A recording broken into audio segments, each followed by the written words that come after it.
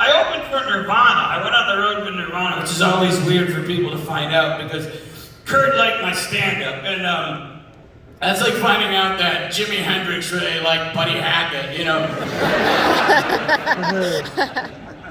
And I was on the road. I'm not proud of this story. Why do I tell you guys this? But I'm in Chicago opening for Nirvana. The crowd hates me. And Michael Jordan had just retired from basketball. And I go, hey, Chicago, I feel bad for Michael Jordan, but for $40 million a year, I'd shoot my own dad in the fucking head.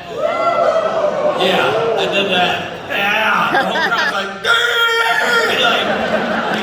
it wasn't boo, it was pure fucking rage. Only person laughing, Kurt Cobain. I remember looking over. I remember seeing Kurt. He walked by me, he's like, I can't believe you said that.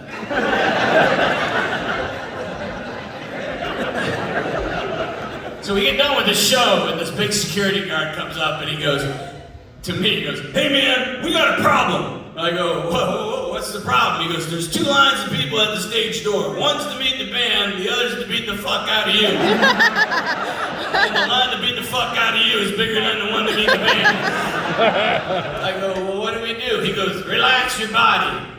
So, I kind of went limp, and he lifted me up, and he ran me out the door, and threw me in the trunk of a van, and it took off. And I don't really have a punchline for that story, except I guess when a large guy says relax your body and puts a towel over your head, not always a bad thing.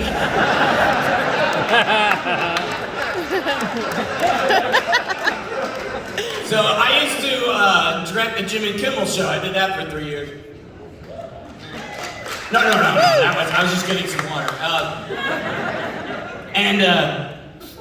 One day on the show, Grover was on the show. Grover the Muppet. And I don't know why I said Grover the Muppet. Like you're going Washington or Cleveland? But Grover was on. And he's just laying on the stage floor all flat.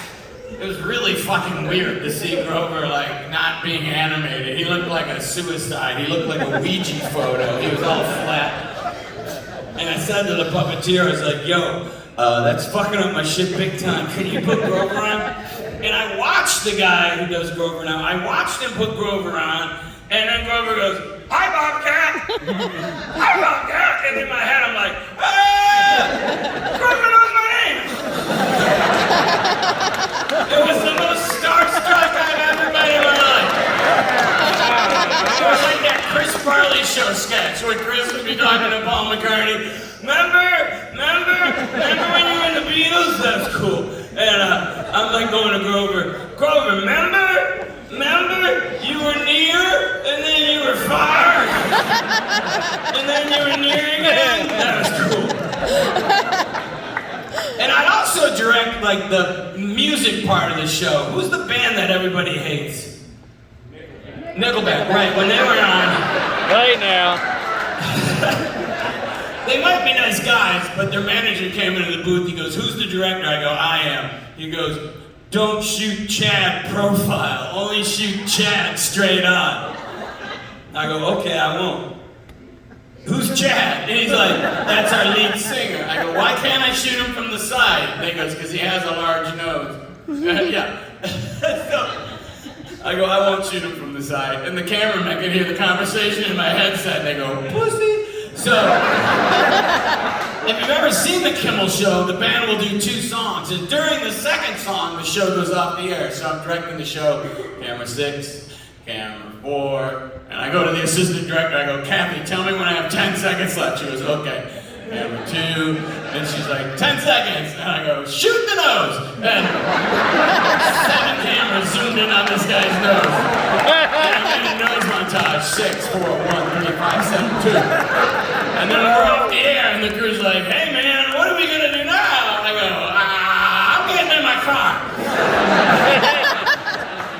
So I have a history of going too far, and I'm not proud of it. It's just how I've been wired my whole life, you know, like I was, oh, by the way, recently I was in Wisconsin, and a drunk guy in a wheelchair goes, fuck Joe Biden! He kept yelling that during the show, and I go, why? Did he run over your legs?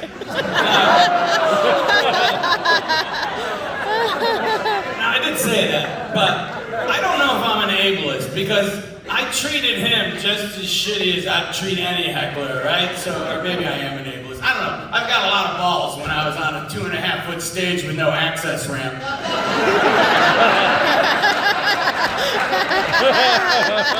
I say fuck Joe Biden because he didn't codify Roe v. Wade when he said he was going to. But I don't need a code. I don't need, let's go Brandon. Eee! Fuck you. Have you even read The Punisher? Alright, so, trying to find my Comic-Con nerds. Alright, so,